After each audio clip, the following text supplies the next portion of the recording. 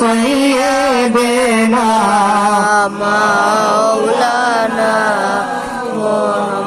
محمد اللهم صل على سيدنا مولانا محمد وعلى آل سيدنا مولانا محمد آئنا يا مولانا بے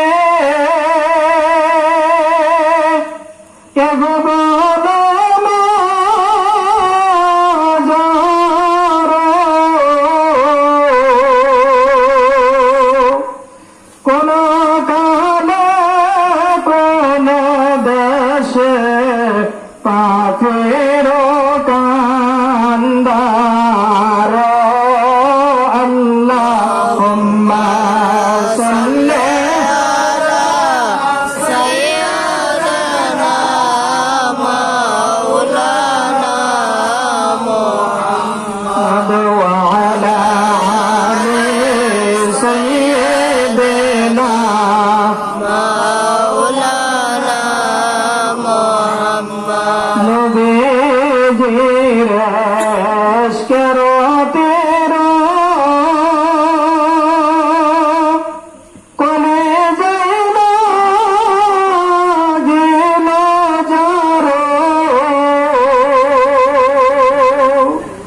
সেরে দিছে বারে গরো সার কয়রা সে কান্দালা আল্লাহুম্মা সাল্লি على سيدنا مولانا محمد وعلى آل سيدنا مولانا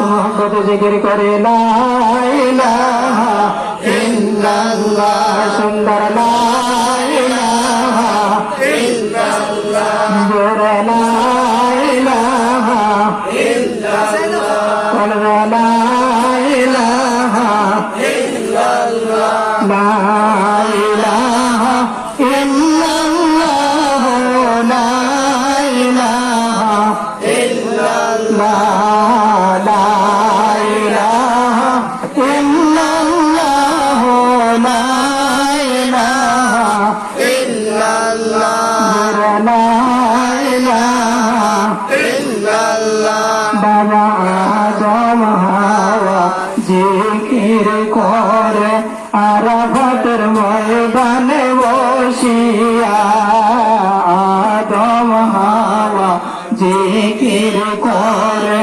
আরাফাতের ময়দানে বসিয়া ইব্রাহিম নবী জিকির করে ওগনে কুণ্ডে বসিয়া ইব্রাহিম নবী জিকির করে অগ্নি কুণ্ডে বসিয়া করবে লা ইলাহা ইল্লাল্লাহ সুন্দর লা ইলাহা ইল্লাল্লাহ মুসা নবী জিকির করে তোর পাহাড়ে যাইয়া মুসা নবী জিকির করে তোর পাহাড়ে যাইয়া ইউনুস নবী জিকির করে মাছের পেটে পড়িয়া ইউনুস নবী জিকির করে মাছের পেটে পড়িয়া করবে লা ইলাহা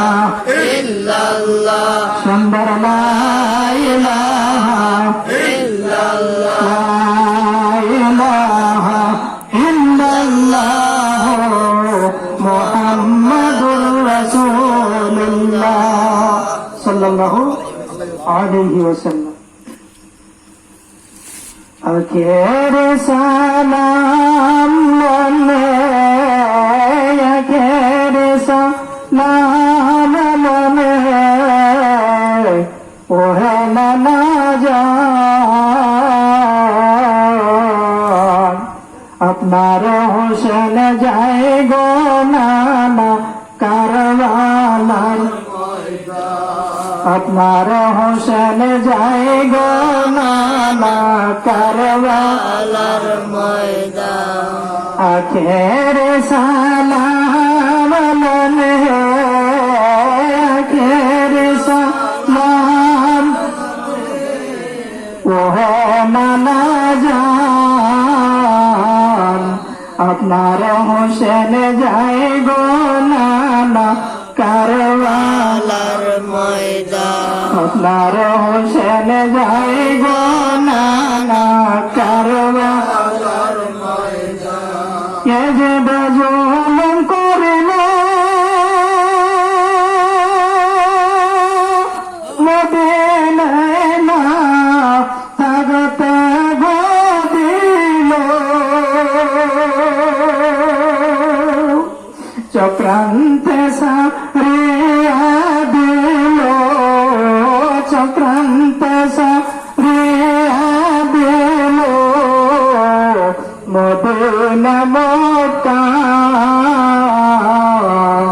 আপনার হোসেন যায় গো নানা কারবালার ময়দান আখের সালাম মনে আখের সালাম ওহে নানা জান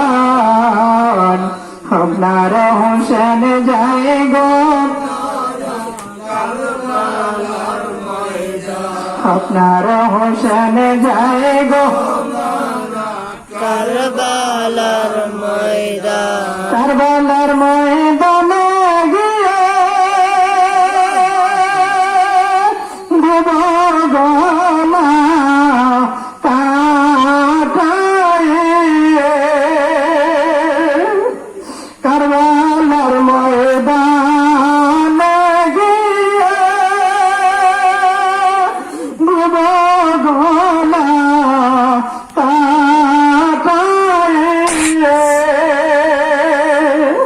আর নাহিয়া শিব ফিরে নামা আর নাহিয়া শিব ফিরে